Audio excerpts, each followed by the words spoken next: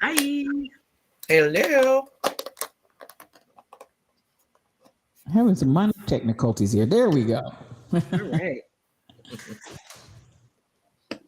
Good afternoon, good afternoon. And I want to welcome everybody to today's edition of Good Grief, being hosted by our wonderful, wonderful ladies, Crazy Berrytown and Kim Possible 711. Good afternoon, ladies. How are you? Hello. Hey. Hello. Doing well, doing well. How about you and Kim? How you doing today? I'm doing well. I am still in vacation slash birthday mode. I know that's right. So all is well.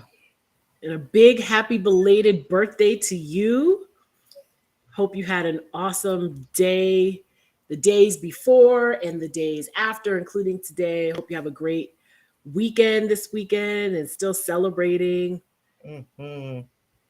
Yes, it began July 1 and it will continue through July 31st. So Yeah. there's still room for all manner of shenanigans, fun, laughter, etc., etc. I love it. I love it. What's been the best part so far? What's of your Hmm. celebration? Anything significant or something you can say, okay, now that's a birthday. Yeah. I wouldn't say there was anything specifically that was significant, but just making memories Yeah. with friends and family, because, things are going on in the world. And as this is good grief, you never know when things could take a shift. So I'm just That's being true. intentional about trying to spend time with people that are important to me. So that's what's been most great about it. Yeah. And how's your dad doing? He is doing well. So today is the end of week 4 of his Wow. radiation. Things are going well. Every Monday is Doctor's Day when my mother gets to talk to the doctor to see how things are going. So things are going as expected. That's good. So Okay. that's good. Yeah, That's that's a good thing. yeah, How's your yeah. mom holding up? I know this is all, different for her and a different type of not responsibility. That sounds negative, I guess, but just Hmm. different. Yeah. Yeah, I mean, I think that by now she's kind of gotten into this flow. Yeah. Yeah. So this is just a new part of her daily routine. So she's not taking us up on any help as far as Oh, transporting him back and forth, but she's seems to be okay with it. okay. So as long Yeah. as she's all Good. right, then I'm all right. Wow. Well, that's Mm-hmm. good. I'm glad to hear that. And of course, with her being okay and him coming along is definitely good for you. Yeah. Mm-hmm. Yeah, definitely. Yeah. And I'm All digging the these things hair. happen. You feel like, huh? I'm digging the hair. Thank you. Thank you. Is I that was just telling burgundy or Esther, pink? it's pink. It is literally like a hot pink. It's so bright. It's obnoxious, and I love it. So- it's It was obnoxious, interesting. and I love it. Yes, I know. So yesterday I got my hair rebraided and I had to go to somebody different because my Oh, braider is working full time now. So oh, she want this braider told us what kind of hair to buy. So I went and bought it and tried to buy something similar to what I had before. And when she opened the pack, I was like, oh, that looks really more pink than burgundy. mm-hmm. So can you just kind of blend it in, like mix the Uh-huh. colors? And so I've got like splashes of it in here. You can't really see it like before. Yeah, I see a little bit on the tips there. I see Pink something there. than Yeah, burgundy to me, yeah, which I'm still cool with. So hey, that's we're cute. working. Really cute. I love the braids. They look awesome. Thank you. It's hot in the ATL, so I'm trying to be as low maintenance as possible. I know that's right. For real, it's Mhm. blazing. Well, hello to the Rebel. Hey, twin. Hey, Rebel. TJ Hey, Stacy everybody. Bless, Monica L. Smith. Hello to you, and sending love and condolences to you, Joanna. We Hmm. are happy to see you, but I'm so sorry to hear about the loss of your friend. And Hmm. we're just sending you love and condolences, and hope that um, you are doing okay. Yeah. Thank you. Thank you. Thank you. Thank you. Yeah, I said I've always said I wanted some color, and I saw I don't know if you all know Krish 11. She's a streamer here on Twitch, and she does she's like gaming, and then when there's like a new moon or a full moon, she'll do these moon rituals and stuff. But her thing is purple, and she has like this purple hair, and it's like I don't know if it's like sometimes she does braids, sometimes she does crochet, and I love the purple. And I said I want to get me some color, and then so I was like, well, I'm gonna keep it simple and just do like a soft color. And I was like, simple for what? Right, it's the summer, why go simple? So I said, I couldn't actually, I couldn't even find what I wanted in the beauty supply store. There's a ginormous Angie's Beauty on Memorial Drive, and they have the whole back of the store it's an old Kroger. That's how big it is, y'all.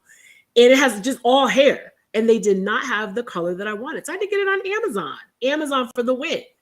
So I got my hot pink crochet. Love it. On Amazon. Love it. When all else fails, Amazon will save the day. It will. I didn't even know. So the girl who does my hair, she was like, well, we were in the store. She said, let's check Amazon. I'm like, for what? She's like, for the hair. I was like, oh. Girl, that's where I've been getting all my other hair from. That's why I was like, I got hair at the house. Can I not use the hair I already bought from Amazon? But then I should have thought about it, though, because I know a friend of mine, she did this whole like TikTok thing about these wigs that she bought from Amazon. So I should have thought about braid hair and crochet. Yes, we're getting poles and hair from Amazon, Rebel. Yes. Poles, hair. It was Amazon Prime was what? Tuesday through yesterday? Yeah. So I broke down and Apple was a participant with Amazon Prime Day. Mm-hmm. So I broke down and got the AirPods. And they literally, I ordered it like, say 4:00 in the afternoon. And they were on my doorstep at 7 a.m. the next morning. Lies. Oh my God. Yeah, they had a really good deal on. I don't wear those, but I know some people. Actually, a few of my friends texted, like a group of us, and said, hey, get on Amazon and get these. And when I looked at the price, I was like, oh yeah, that's a good. Oh yeah. Mm-hmm. That's a good savings. Yeah. Mm-hmm. That's a pretty decent deal. Stuff that I didn't need, but I could appreciate a good deal. I didn't order anything. I ordered stuff, but all of the robot vacuum, I already got one. An ice maker, I don't need it, but it was cute though. So they had a lot of good deals, but I just passed on a lot of stuff. I ordered a few things, stuff that I needed anyway, and I just waited. And now I can't even remember what I ordered. That's terrible.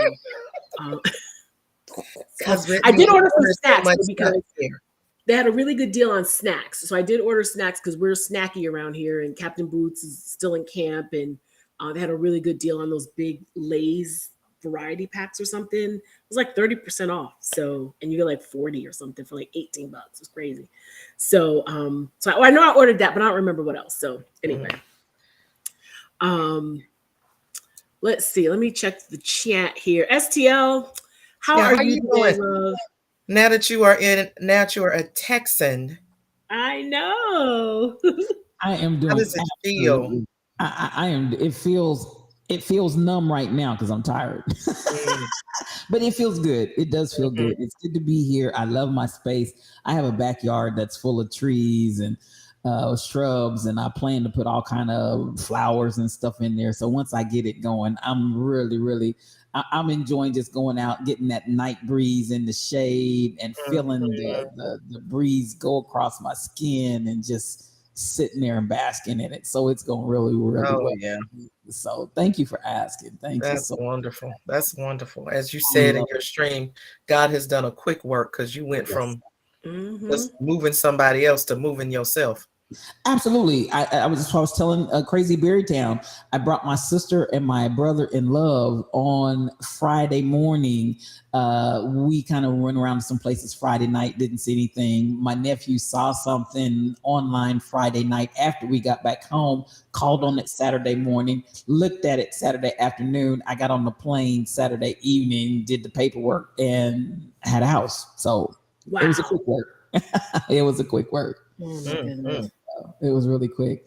Monica is, I'm gonna let you all field that one. Monica is asking for some advice because she is in a quandary right now and did lose her son to violence a few years back. So she states, my oldest son is in jail, and because I lost my son, I couldn't get a hold of my son in jail. So I was about to roll out to set it off. How do I, because of, actually, let me go ahead and put that up where everybody can see it potentially. Let's see. How do I, because of my baby boy dying, do I not make it an issue for my living children who they think you have a problem? But she always wants to know where they are. Basically, she has a panic when she doesn't know where they are. Mm-hmm. Yeah, that's I mean I can see, where you feel, some kind of way. And I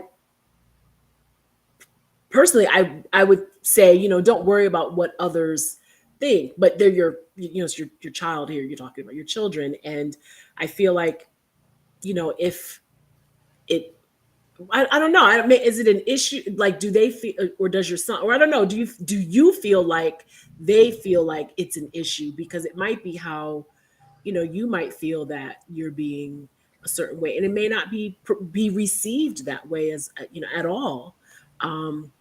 You're, I mean, I see nothing wrong with wanting to know and protect and be aware of everything, even adult children, Mm-hmm.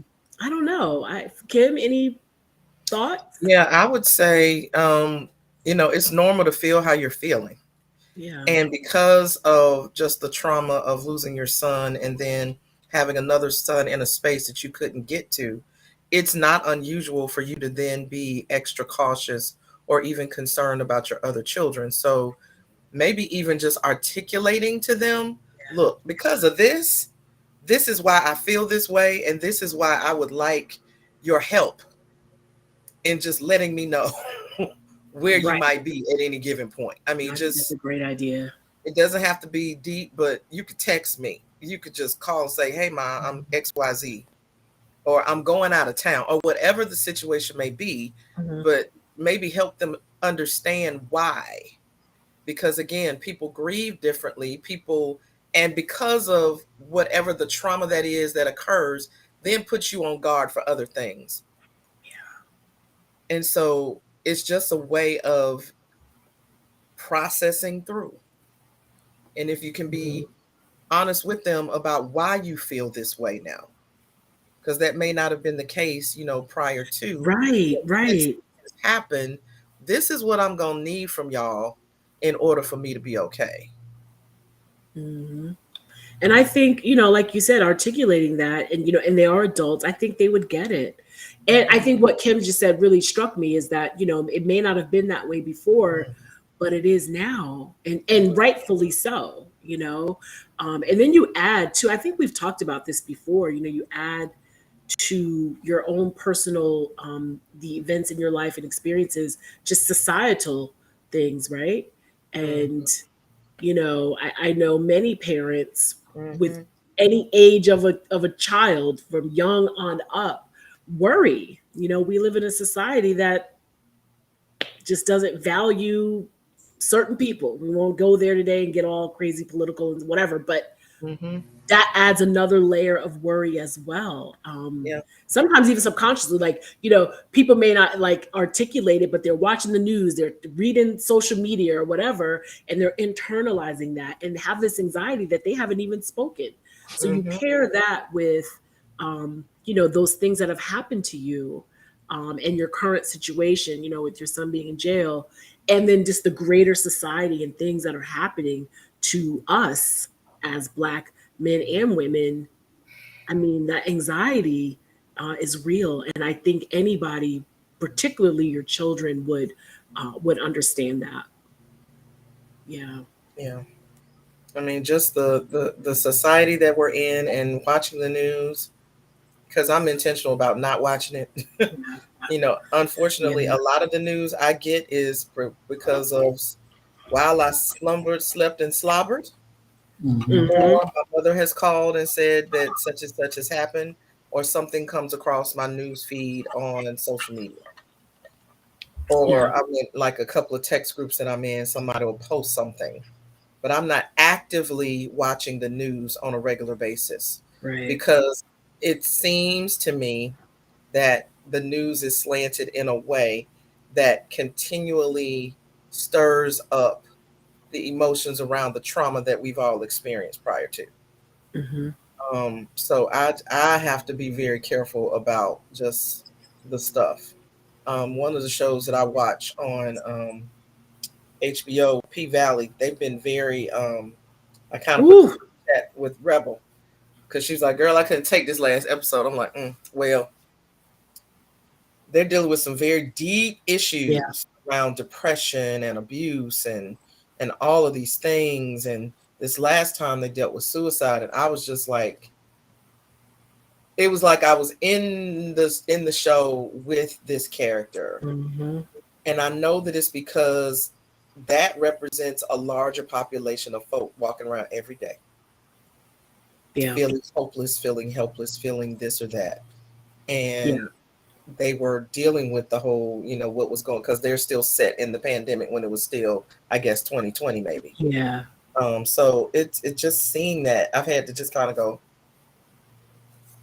okay, I might have to push back for that for a minute because that's rough. It was heavy. It was heavy. Yeah.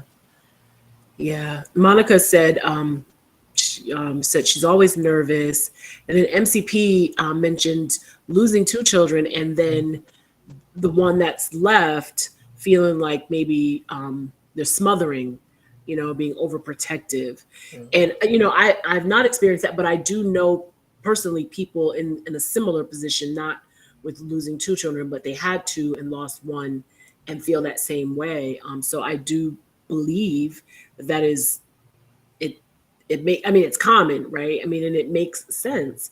It may not feel good to you. Like you may feel just saying the word smother or being overprotective sometimes has like a negative connotation and maybe you feel that way. But think about it though, right? Like, why wouldn't you feel that way when you've experienced a loss or multiple losses and you still have, a child or children who are still here? So I just want to say, again, disclaimer, you all know we are not, at least clinical, psychiatrists or psychologists or whatever. But I do want to say though, with anything, but particularly this, is to be gentle to yourselves. However you feel that you are coming off or how people might receive it or whatever, that's here nor there. You feel what you feel, right? If you feel like, you're nervous and you're overprotective or whatever words you want to use, that's how you feel.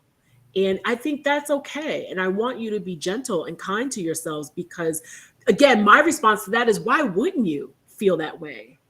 I know I would. I only have 1, but if I did and I lost 1, I would probably feel and do the same things. And I think it's perfectly, not perfect, that's a terrible word to use, but I think it's a natural thing. And I don't think that people would see it as anything else, and even though to you might feel like it's a bad thing that you're feeling, but it's natural, and again, why wouldn't you feel that way at this point?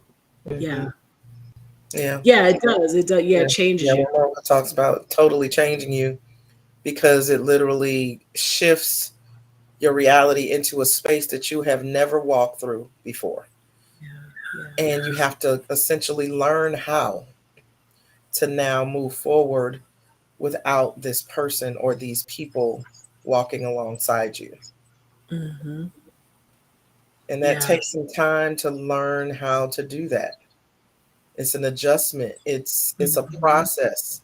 We talked many times about grief being a process, and it's not this straight line that, once you go from here to here, you can be all over the place and you can feel like you're walking around like a zombie. I agree. Yeah, I totally agree with that. Yeah, Natty Dread, hello and welcome to you. Said, I have 3 grown male children and I am intentional about not going overboard with worry. Yeah, sometimes you have to tell yourself, right? Like you have to be intentional sometimes about not going there, whatever that there is for us as individuals. We all have our there. But you're right. I think the word there is intentional. And for some people it takes more than that, or more time to get there, right? But nevertheless, none of it is, I don't think, is bad or negative. If you feel that way, you just do. And you may have to be intentional in maybe reframing your thinking a little bit, or in doing it in a way that's comfortable for you. Maybe instead of, I'm not going to say not worrying, but instead of 8 texts, maybe make it 5, something like, I'm just saying, you may have to start now thinking, because if you're addressing it or you're thinking about it, maybe you do want to experience some kind of change, and it may have to be intentional. It may not just be something that just you wake up one day and, oh, now you're, back to pre-trauma. It may have to be something you work on. Yeah. And what was it? MCP talked about feeling like people are tired of her grieving. Yeah. That I there's feel no the same expiration date on grief. Yep. And you have to grieve in a way that helps you to move forward. And that takes however long it takes. And so those that are there for the long haul are there for the long haul. Everybody's not going to understand, but there will be people that will. Yeah. Because everybody's going to go this road at some point.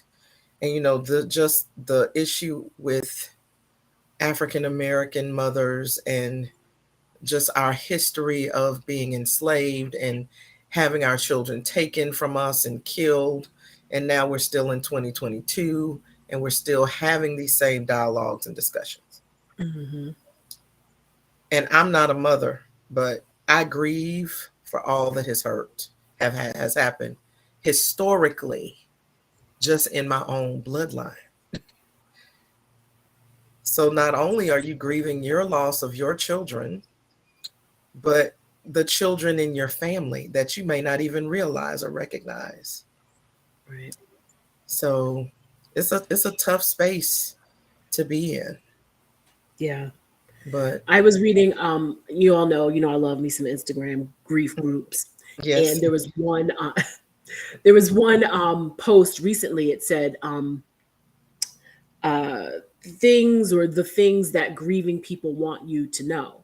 So they fielded like some responses from people and then compiled it into this list. And it was like 10 slides, right? And the majority of them were surrounding like time.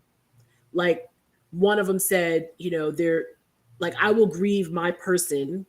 And then they put in parentheses people, because it might be more than one, forever. I love them forever. So the grief will be there forever. And so, in response to MCP 12, I feel the same way. I completely feel the same way. And you all know I don't give a dang. So, but I do get it. I get what you're saying. And I feel like, I think I told you all before, when I lost my mom, I posted a lot on Facebook, like a lot, like all the time. And then I just pulled back. Like one day I just blinked my eyes and I was like, they're sick of it. I'm sure they are. It could be my perception. But I just stopped posting, just because I felt like people were kind of over it. But I found it fascinating, though, that in that group of slides, like every other one was something. It was about time, like the timeline, or how people feel. They want people to know that this is how they feel, and it's not going away. And I just found that really interesting. So MCP 12, I say that to say, just here, I think in this space, we agree with you, and we probably experience that. But so many grievers feel that way, that people are like sick of us, right? Mm-hmm. Some of it I do believe is us. Like I said, no one ever said, and honestly, here's the thing. On those posts that I was doing on Facebook, none of the comments ever really dropped off. I mean, I would get, I post about, I would get the most comments on Captain Boot videos. I do. Captain Boot's videos, I get the most.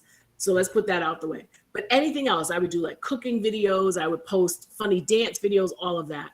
By far, I never have gotten more comments on any post that I've ever done on Facebook than on my grief post, which is amazing. And they never dropped off, but I just felt like, oh, they're just being, I talked myself out of it. Oh, they're just being nice to me. They have pity. They're having pity on me. They think I'm pathetic. So they're just going to write a little comment. So it wasn't that any comments dropped off. I think my thinking that they were tired of it, or people are tired of me grieving and talking about my mom all the time. I think a lot of it was me. Are some people that way? Do some people think, okay, or they do those pat responses we've talked about, they're in a better place, or everything happens for a reason, which I told you I want to strangle people when they say that. Mm-hmm. So yeah, there are those people out there, but the majority, I don't think they're thinking about us as grievers in that way. I really don't. I think we put it on ourselves. I do. Yeah. Yeah, because I remember a year after my friend Lakita passed, because when the services happened, I didn't go to the cemetery because I couldn't. Oh, right. I remember you said that. And so the year anniversary, a group of us were going to go, and I remember an older woman at my church telling me, "Well, now if you're going to go, you need to let this be that. You need to, so that you can just move on." And I was like, "Wait, what? Excuse me?" And I said, "Ma'am, no disrespect, but you can't tell me how and for how long that I get to feel or hold this person in the way that I choose to do. It's taken me a year to get to this point of even going to the cemetery. And so it's going to take however long it takes for me." I mean, I remember my grandmother passed. I could not get out of the car at the cemetery for years, because to me, that was just such the final moment that I could not handle it. And so it took me years to get out of the car and physically walk up to the headstone. Yeah. So it takes time. And until people have gone through it, they don't even know what they're saying. They don't really understand. And so I think why your post resonated so much is because people don't know how to process it and don't know how to give voice to it. And here you are processing it publicly, giving voice, and people can glean from that. And where they couldn't speak, they gleaned from what you said.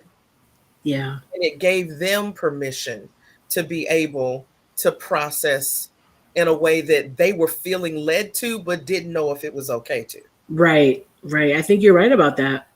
Yeah. So, I think society places on us these boundaries around grief, because as a society, we don't grieve well.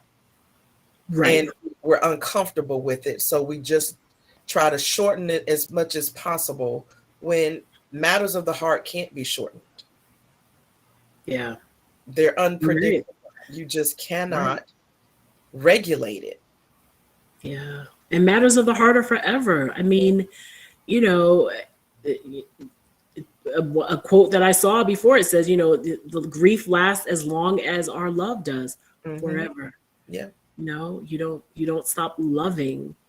I feel like, I don't have any regrets. I feel like I love my mom, on her, no problem. I don't have any regrets, but sometimes I feel like when people die, like I just said, the love never goes away. For some people, it grows even more, and I feel like,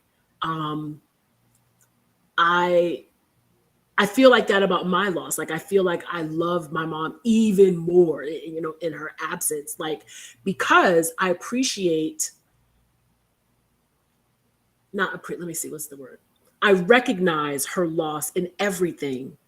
And so when I want to call her to ask her how to make gravy for the 1000th time, and she would take my call and, walk me through it over and over, and I'd burn it and then call her back.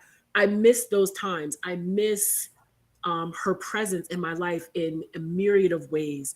And because of that, and recognizing every little nook and cranny where she was in my life that makes me love her even more.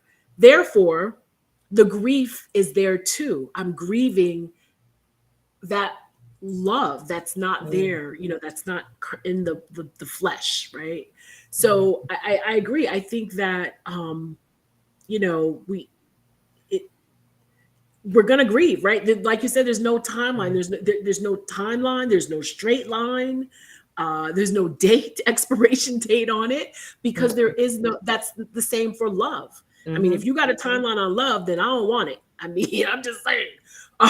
But it's the same again. Love and grief. I've said this 1,000 times. Where there is great love, there is grief. There's great grief. And it's sad, but that's how it is. Yeah. Let's see. Monica Smith, let's see. I didn't go to my mother's funeral. I would not, and do not regret my choice. Yeah, I think you've mentioned that before. I remember the line about I pretend this chick was on vacation for years. Yeah, that's hard. That is really, really, really hard. MCP says, please keep Dana. Is it Dana or Dana in your prayers? Dana. Well, yeah, and you lost your mom at 23. Yeah, so I mean 23. I mean, that's young. My mom lost her mom at 24. No, 26. And I mean, we're just, as young women, as young people, we're just finding our way. And then to lose a parent, but your mom, I can imagine, or maybe I can't, but I see what you're saying, in that you just couldn't attend. Yeah, listen, I get it. I want to touch back a little bit on what you said. I don't want to talk about P Valley. That everybody has their thoughts and feelings about it, but I do. One of the things that I saw in that. And I was I was on Twitter when I was watching it live, and then all the next day, because I was so moved. I cried literally almost the whole episode. I did too. And then I watched it again with subtitles, because there were certain things I couldn't hear that Lil Murda was saying and whatever. So I needed to know exactly what he was saying. But one of the things that I read on Twitter about Teak, the guy who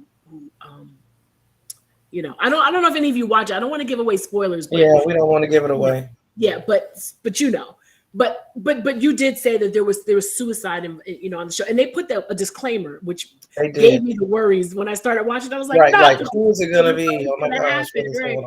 But what somebody said that he didn't need to, he maybe did some things in his life or whatever, but prior to him going to prison, he needed therapy.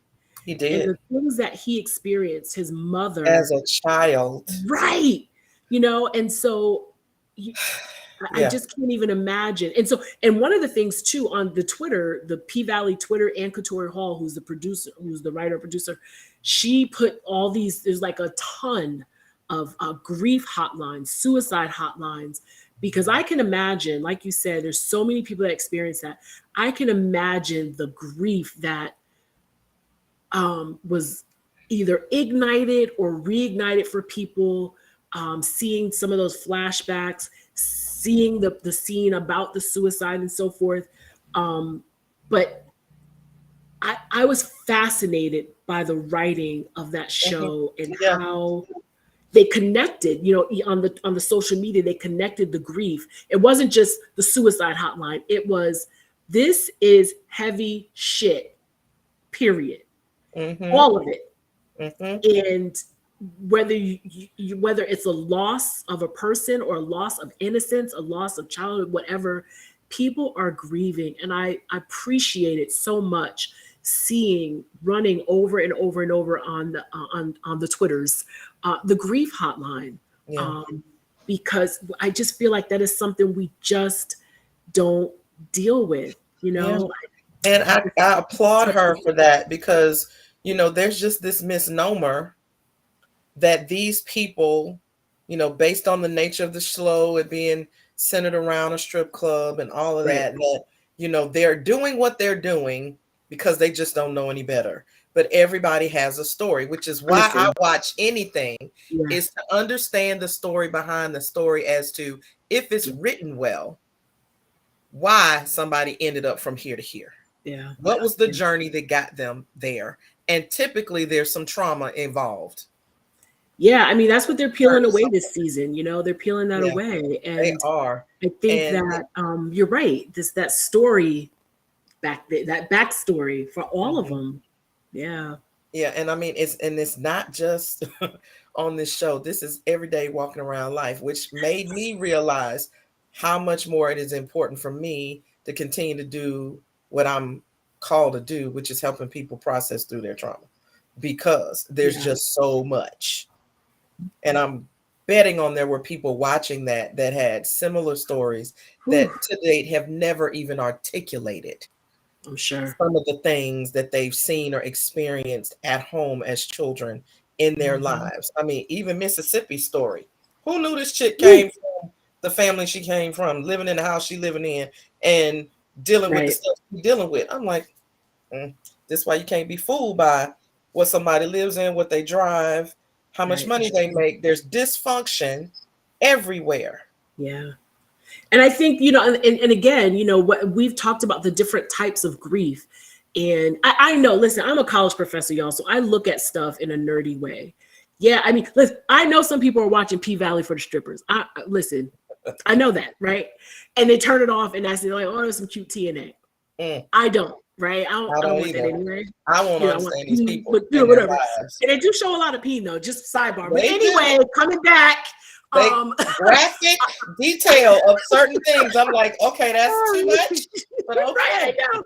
But I look at things sometimes from this college professor brain, and I'm telling you, the layers of that writing, I get so excited about it because it's so much more. And I know people write it off. And honestly, even if they don't write it off, some of it's just not for everybody. I get that. Listen, Martin wasn't for everybody. Neither was The Cosby Show. But to address that, you know, even colorism, you know, she addressed that in a very subtle way, with very subtle.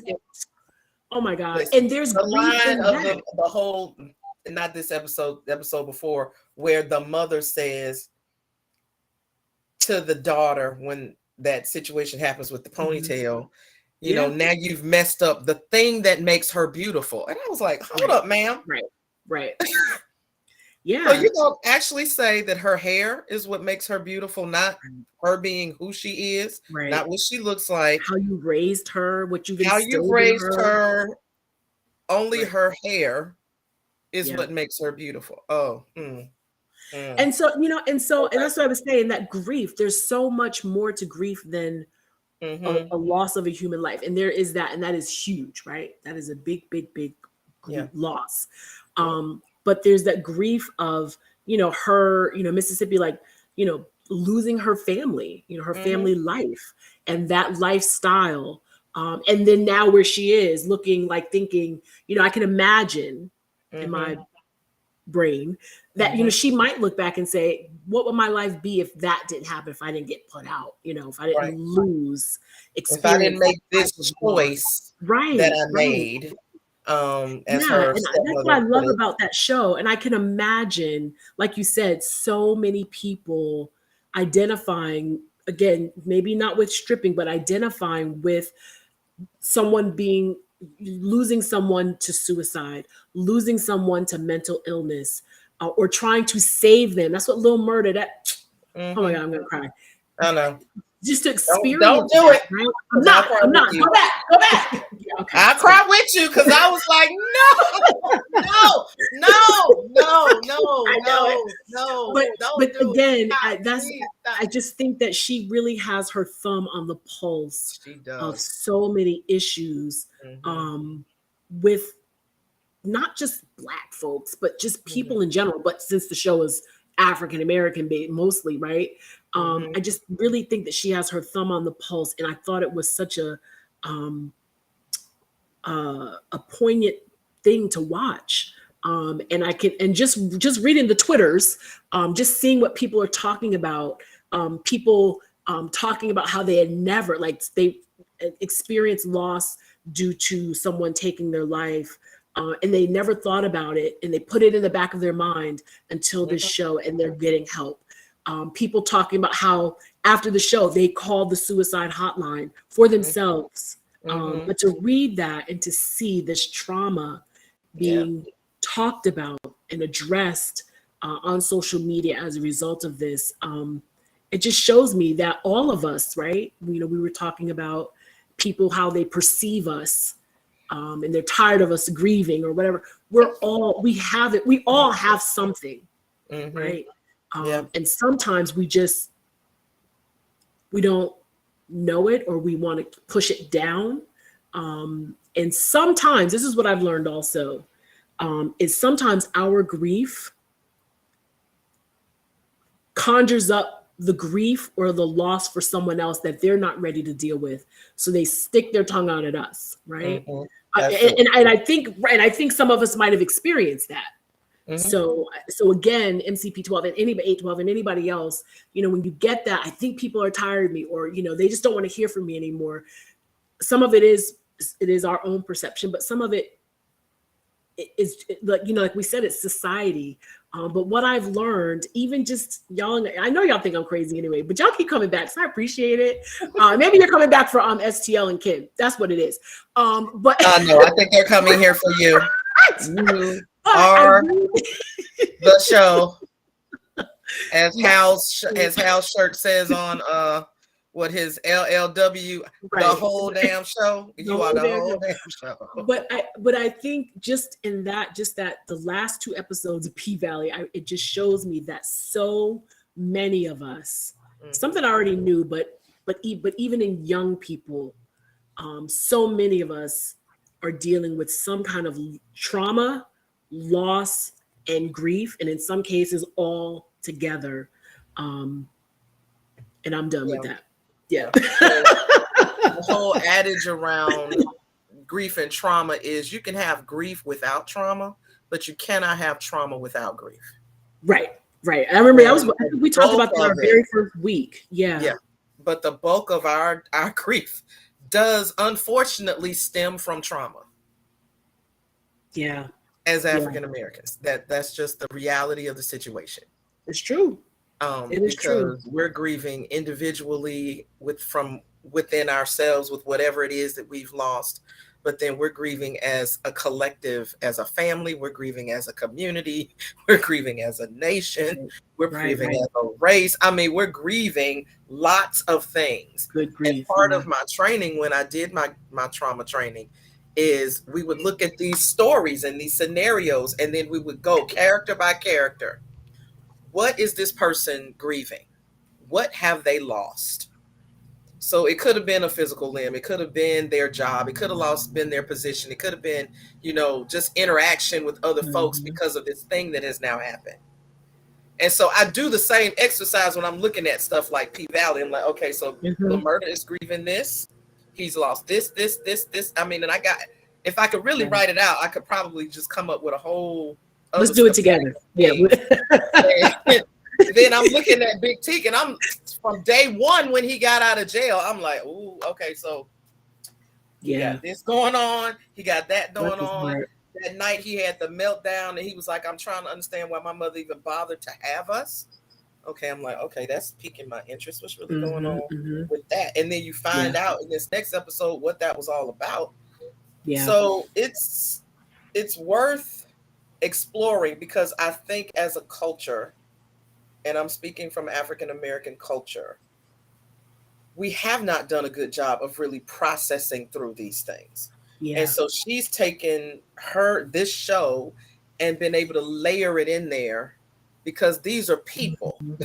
They might be actors living out a story, but these characters have a backstory. And when you understand the backstory, you recognize that this person might not be that different from me, or their trauma might not be that different from mine. Right. That's why I think Twitter blew up like it did. I mean, Twitter was on fire. I mean, nuts. I couldn't even keep up. And I think it's because so many people identified, either for themselves or someone in their life. Mhm. I read on Twitter, someone said, I have a feeling someone in my life, I could never put my finger on it, but after watching this show, I'm going to lean in a little bit and ask some questions, but I feel like they're dealing with this, whatever. Mhm. They're kind of Mhm. showing themselves in the same way. Mhm. And they wanted to be able to, and had always wanted to support them, but didn't know how. But something in that character, they saw someone they know, and yeah, I think, I'm fascinated by the brain of Katori and all these writers, because I really think they're capturing something that is really pushed down in Yeah. a lot of people, and it's not, by choice. Some of it is our culture, right? We talk about that whole, okay, move on, and a lot of that is historical, you Mhm. know and Yeah. then It's like even suck more it so, up, move on. Haven't you dealt with that yeah, long enough? Haven't you grieved about yes, that long enough? No. And if the truth be told, you got something you're not grieving about either. That's why you got the nerve to right, sit there and say that to right, me. yes, So I exactly, think, unfortunately or fortunately, media plays a very big role in exposing things that we normally may not never deal with. And so I know that there's a captive audience for P Valley, and then there's other people that have not heard it. It's people that don't even have HBO. So, or stars. So, hmm you know, it's not out there like it could be out there, but yeah, definitely and clearly she accomplished what she was intending to accomplish, because if Twitter blew up like it did, then there's clearly means there's more conversation to be had yeah, about it, yeah, because people are really not dealing with it, or it just shed some light. And just even when I was a prison chaplain, I learned how to Ooh. just listen, hmm and people would tell me their trauma, and I'd be the first person to have ever heard it. wow, And they'd say, I've never said this, I've never spoken this out loud. And I mean, when mm, I could write a bunch of books just I'm about sure. the stories of these women and what they went through as Mm. children. I can only Talked about the imagine what you prison heard. system this morning, but 85% of all women that are incarcerated have been physically or sexually abused. Mm, 85%. 85%. Because when Wow. you come into the system, you go through diagnostics. And in diagnostics, it's a series of questionnaires and assessments, Mm, physical and mental evaluations, et cetera, et cetera. And then based on your responses, they mm, build the data set, which they use for good or evil. And then they place you where they think you ought to go. And then mm, you're also placed, if you have what they deem as some mental challenges, you are put on the mm. mental health caseload at level 1, 2, 3, or 4. 3 or Wow. 4, you're put into essentially an asylum and you're medicated. And the sadness about that is if you're just medicated while you're in prison, that means you don't ever deal with whatever has happened. You don't ever get any help for what happened. And when you're released, then what? I mean, what help? How are you releasing them back out? Right. Because if anything, now that's just further suppression, because the process of even getting arrested, booked, going to jail, being sentenced, convicted, and then going to prison is traumatic in and of itself, Right. because you're snatched from your family. Yeah. Yeah. So that whole prison thing is a whole discussion all by itself. Yeah. Yeah. You're right. Not your average guy. It's not that unbelievable. You're right. I mean, the more we, you know, are in tune with other people and their stories and things that we just know ourselves. I mean, that number was a little bit breathtaking to me, but stepping back a little bit, you're right. I mean, yeah, Mm-hmm. it's sad though. It is sad. I can't even imagine the stories that you've heard. Yeah. Yeah, And then you that's think about, like why. you were saying, about being released back into, released into society without the help. Like that's what I was saying about Teak. Mm-hmm. I mean, the Because he was trauma. released back out without having ever, because just because you have a mental health the mental health person in prison is not there to counsel or give you therapy. They are there to manage behavior and be a triage if you begin to act out. Right. They're there to try to get you back down to a place and make sure you're taking your medications. Because I've witnessed people come in and they literally are walking around like a zombie because they're medicated. And then they decide, I don't want to be medicated. I need to deal with this before I leave because I'm going back into the same environment that essentially created me, that caused me to do what I did to come in here. To get so here, if I right? want to do something different, then I have to not be medicated because I don't feel anything. I'm numb. And this one girl, she literally was like, I mean, when I met her, she sat on that sofa emotionless. Wow. She's like, I want to cry and I can't because I'm medicated. I mean, at that point, she was taking like 2 different things. And she was like, I really need you to help me because I don't want to go back out the way I came in here. And she would go through a composition book 2 or 3 a week because I would give her composition books to just write out and process through her own stuff because she wasn't getting that in the prison system. And she got off the medication. Then she was able to cry and process the grief and the trauma as to why she was on drugs and why, because she was in there for some kind of DUI situation. Granted, she had done a bunch more stuff, but that's the one thing she got caught for. Right. And because she didn't show up in court. Got a little frozen action there. Yes. All right. We'll wait for her to come back. You're right. Not your average guy. Medication is rarely the answer.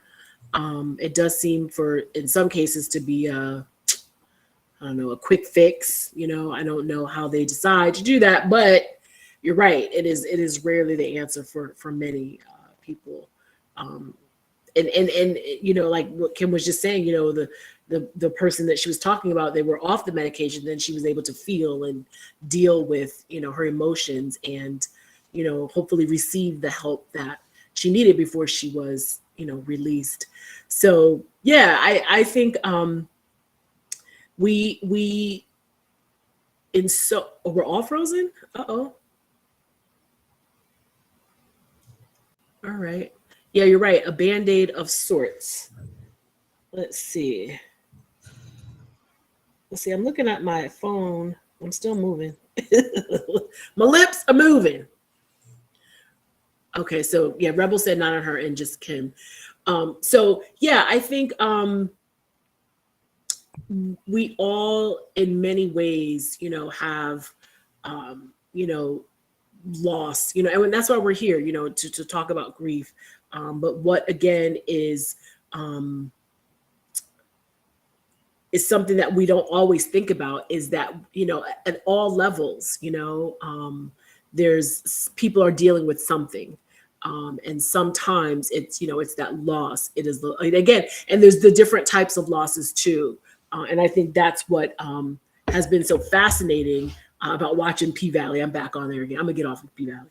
Is because, you know, they share and talk about these backstories and the loss, not necessarily a loss of life. In some cases it is, but just a loss that has then created this domino effect of other things, which I think ultimately was caused by grief, you know, just the grief of that loss. So yeah, I think we are always going to, you know, experience grief. Again, where there's great love, is great grief when we lose someone. And I think that we have to recognize that. And I think we have to do what is best for us and not think about, you know, what other people think. This is why, you know, I say I'll repeat things over and over again because we get new folks coming in and stuff. This is why I think it's important to have your grief crew. You know, I've talked about that. People that you know you can count on to receive you, you know, when you want to talk or when you just want to call someone and just cry. Yes. You know, or you want to text someone and, you know, I texted a friend of mine recently and I just said I miss her, and she knew what I was talking about. She sent me a little heart. That's all I needed. That was it. She didn't have to call me. She asked, "Do you do it? You want to talk?" No, I just wanted to say that. So find your grief crew. So that you can be received in your feelings and accepted, and know that. Because that's the other thing too. Again, is some of us are perceiving or thinking that people are tired of us, but they may not really be. But with your grief crew, for sure how these people feel, right? And for sure you can go to them and talk to them, cry, and then hang up. Send a text, whatever. Like I said, my little grief crew, we just send each other a little heart every now and then. We know what it means. We don't have to say anything. We just, it's just, I'm thinking of you, or it might be I'm having a moment, and then they'll send a heart back. Sometimes we'll say a little something, you good, something like that. And we'll all send thumbs up or something, and we'll go on about our day, and we'll text in another week or so, or maybe the next day or whatever. But it's important to surround yourself with people who get you, and who will accept you, and it, because we need that. The grief hotline is there. We have that. We have, therapy, therapists, group or individual. We have that. Absolutely. We have, help maybe in our religious centers, churches and mosques and so forth. But that every day, grief doesn't stop until it's the time we have our appointment. It's like, okay, well, now I'm leaving. The appointment's over. I'll turn my grief off. See you next week or in 2 weeks or whatever. It's every day, 24/7, 365, right? And we need that support. So you all make sure that you're working on your grief crew. If you don't have one, or have some people in your crew, whisper me or send me an IG, and I'll send you my phone number, and we can be each other, part of our grief crew. Kim, you're back. Listen. What happened? The power went out. It the lights went out and just came right back on. But then, of course, that reset all my internet and everything. And I'm like, Lord Jesus. The little man is outside cutting the grass. So I'm like, did you run over something? The little man. I'm sorry. And I just heard it thundering a little while ago. So I don't know. I don't see rain on my forecast, but I heard thunder like about 5 minutes ago. So, yes, so not your average guy, you're right. Uh-oh. It's a little choppy there.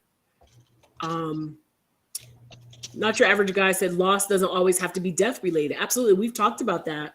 How the loss, there's so many things, loss of jobs, physical abilities, due to illness or accidents and things like that.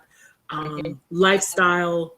We've talked about grief during COVID, not because of losing someone, but just the change, the changes. That lockdown really jacked a lot of people up. For me, it was wonderful. Loved it. I did. But for a lot of people, it was rough, right? And there was a sort of a sense of grief. Rough. It is. Yeah. So not your average guy. You are absolutely right. And thank you for that reminder. Grief is not always related, or the loss is not always, related to a death. There's so many things that, that cause us to grieve, so many different types of loss. And that's something also too that, some people don't recognize until they maybe get help, or they come here and we talk about it. They don't realize what's wrong with them. What am I feeling? Why do I feel this way? It's grief. And then they'll say, well, I didn't lose, nobody died. Well, it's something else maybe. Oh, I lost my job, or, I had to change jobs because of my disability, or I have a friend right now who's dealing with losing their eyesight due to a different illness. And that is really, they're my age. And they're really just down and out about, devastated. Right. So that, there's grief there, so yeah, we're in a good place here, meaning in good grief. And as always, thank you to Spiritual Thought Leader for this space, because it helps all of us give voice to things that, again, that we think maybe others won't hear. And sometimes it's not that they won't hear, it's just you want to be understood too. You know, people can listen and be like, all right, you done? Okay, I'll talk to you tomorrow. But to come to a place and be with people who understand, I think is important. So I'm glad that we're all here today and we have this space here in Good Grief. So I thought this was great chat today, and I hope that all of you found something that you can take away today as we go through the weekend. Hey, Grace Softly, welcome. Yeah, COVID was a you're right. That's it was a mofo. It was, yeah. It's still, like someone said, it still is. Yeah, it's and there's so many layers. You know, we could just have a whole stream on that and just talk about the losses there. You know, and in terms of, again, just lifestyle, jobs, you know, the way things were, you know, air quotes. So yeah, it's been hard for many people, many people. It's been very hard to deal with that and to make those adjustments. And for some of us, in my case, like I lost my brother very early on, very early, you know, May 2020. Everybody was still like, what is COVID? Oh my gosh, we've got to, we got bodies, lined up in a truck, and, we got to cremate everybody, and we can't have funerals. And, it was still all kind of just not clear. And so many of us are dealing with that. So I still, I grieve that the loss of my brother, but mostly because, it's his presence, him not being here. But what stung and sort of got me even more was just not being able to have a service or anything like that. And people are like, well, you could do Zoom, and, but my sister-in-law chose not to do that. And that was at the time where they recommended you cremate that person. And so to not have, not to see him or have a service, or anything like that was really hard. And many of us are still dealing with that, even in 2022, right? So we are really blessed to have this here because, as I just said, we have so much going on, right? And we need this space. We do. We need it. And I thank you, Spiritual Thought Leader, for this. Dendar, we appreciate you, and I appreciate you being here. Thank you so much. And thank you, Not Your Average Guy. I appreciate you saying that. Thank you so much. All right, so do we want to wrap this up? Kim, you're back, so I think I see you moving. So yes, I'm is there anything else you wanted to add? Yeah, I just echo what you said. This is a great space that STL has allowed us to cultivate into a place people can truly share their heart and hopefully receive support, encouragement, and healing as a result of what we're doing here. So thanks to everyone who comes on a regular basis. Thanks to those who just stop by. Thanks for those who are just standing in the gap for somebody else.